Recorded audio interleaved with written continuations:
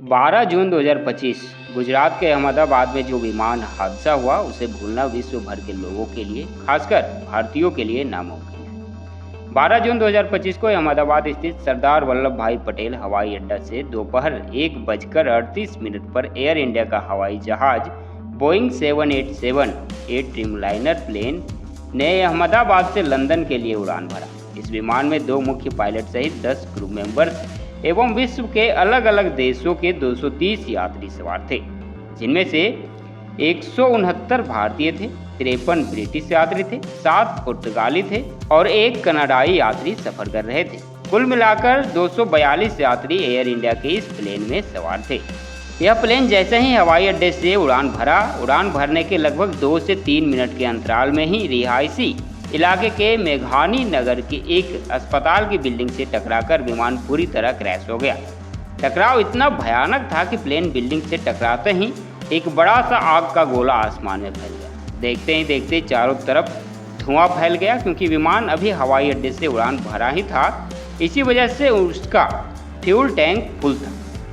टक्कर होते ही ईंधन का टैंक ब्लास्ट हो गया। इस विमान में जितने लोग सवार थे उन सभी की मौत घटनास्थल पर हो गई।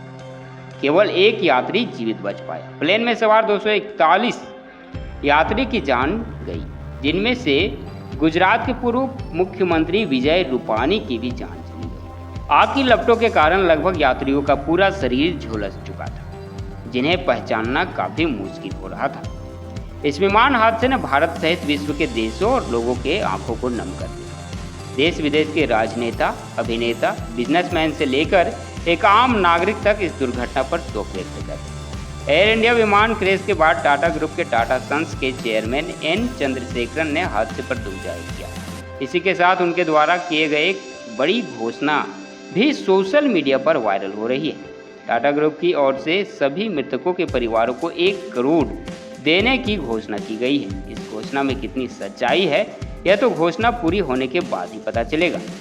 प्लेन क्रैश को लेकर अभी भी कई सवाल राष्ट्रीय और अंतर्राष्ट्रीय स्तर पर जांच का विषय बना हुआ है। विमान में टेक्निकल खराबी थी या प्लेन इंजन बंद हो गया था इत्यादि ऐसे कई भी सवालों की गुत्थी की जांच पड़ताल जारी है, जिसकी गहनता से जांच की जा रही है, ताकि आगे चलकर फिर कभी ऐसे विमान हादसे ना हो जिसमें सैकड़ों परिवारों को अपने लोग खोने पड़े। आपका इस विमान हादसे के बारे में क्या विचार है? Comment box. हमारे YouTube चैनल हेलो हजारीबाग से जुड़े रहने के लिए